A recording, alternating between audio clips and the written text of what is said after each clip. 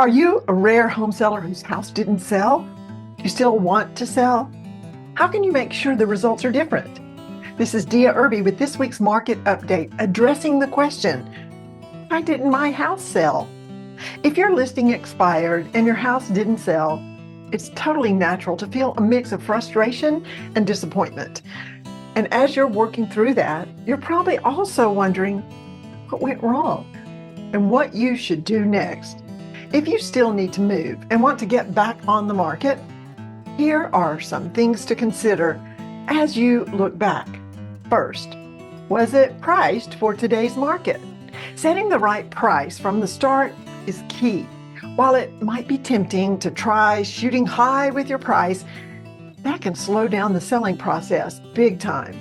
If your house was priced higher than others similar to it, it may have turned away buyers, and that's exactly why it sat on the market. As Rocket Mortgage explains, and I quote, buyer interest in your home is highest when it first comes on the market. That's why it's so important to start with the right price on day one. If you overprice your house, buyers may just raise an eyebrow and move on to the next listing without even coming for a showing. It can be easy to think your home is worth more, but try not to let sentimental value color your judgment. Your home's true value is whatever a buyer is willing to pay for it. End quote. Second, was it easy for buyers to tour? One of the biggest mistakes you can make when selling your house is overly restricting the days and times when potential buyers can tour it.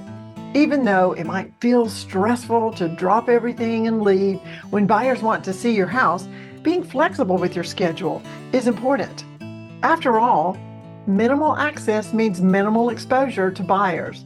Showing Time advises, and I quote, do your best to be as flexible as possible when granting access to your house for showings.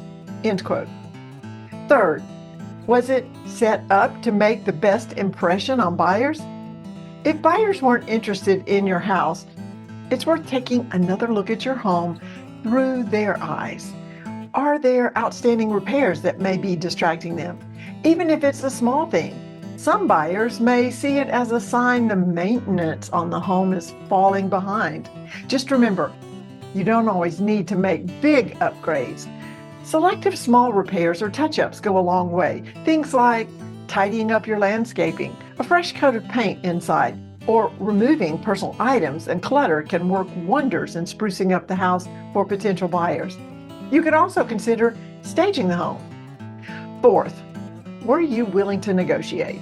If there were offers coming in, but you weren't ready to negotiate, that may be another reason why it didn't sell. While you want to get top dollar for your house, you also need to be realistic about what your house can net in today's market. The market is still tipped in sellers' favor, but the supply of homes for sale is growing, and buyers are feeling the sting of higher mortgage rates. So being willing to play ball can make closing a deal a whole lot easier. A skilled agent, that's me, can help. As Ramsey Solutions explains, and I quote, if you don't have the money or time to fix home issues, consider offering some other form of incentive to buyers. An experienced real estate agent can help you arrange a deal where you and your buyer both come out on top. End quote. Lastly, did you listen to your agent? If you want an expert's advice on why it didn't sell, rely on a trusted real estate agent. That's me. We will sit down and take the time to talk over all of it together. I'll want to hear your honest opinion on what worked and what didn't, and where you want to go from here. Then I'll offer my perspective. This includes tailored advice and effective strategies for relisting your house to get it sold. An agent should be your go-to resource in this situation. As Better Homes and Gardens says, and I quote, if you're frustrated with the timeline of your sale, chat with your real estate agent. Agents want what is best for you and the sale of your home, and having open communication about any frustrations will be key. End quote.